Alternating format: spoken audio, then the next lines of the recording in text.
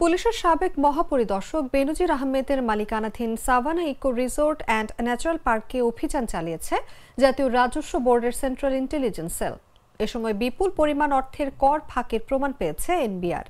মঙ্গলবার সকালে গোপালগঞ্জ সদর উপজেলার বৈরাগীটোল গ্রামে 621 বিঘা জমির উপর নির্মিত Savannah eco resort and natural পার্কে জাতীয় রাজস্ব বোর্ডের গোয়েন্দা সেলের উপপরিদর্শক শাহ মোহাম্মদ ফজলে রাহি সহ 15 সদস্যের একটি টিমে অভিযান পরিচালনা করে।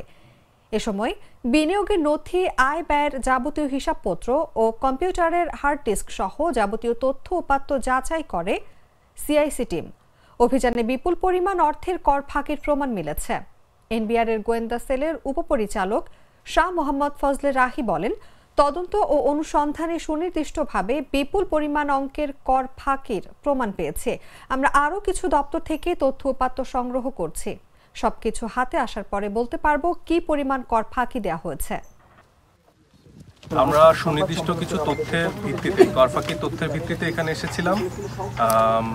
Savanna eco resort plus Savannah eco রিসোর্টের যারা পরিচালক আছেন প্লাস এদের স্বার্থ সংশ্লিষ্ট যিনি ব্যক্তিরা আছেন তাদের ব্যাপারে কিছু তথ্য ছিল, সেইটাই আমরা যাচাই করতে এবং কিছু তল্লাশি করার জন্য আমরা এখানে এসেছিলাম এবং আমরা কর ফাঁকি সংক্রান্ত সুনির্দিষ্ট কিছু তথ্য পেয়েছি।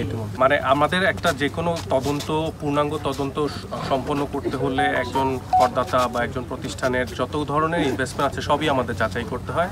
সেটা অভিযান আকারে হতে পারে অথবা সেটা নাও হতে পারে, ডিপেন্ড করে সিচুয়েশনের উপর। আমরা দেখব হচ্ছে যে একজন ব্যক্তি তার বৈধ আয় দিয়ে ইনভেস্টমেন্টটা সম্পন্ন করতে পেরেছে কিনা। যদি বৈধ সোর্স না থাকে তাহলে বাকিটা যেটা আমরা তথ্য পাবো তার ভিত্তিতে আমরা পরবর্তী আমাদের কার্যক্রম গ্রহণ করব।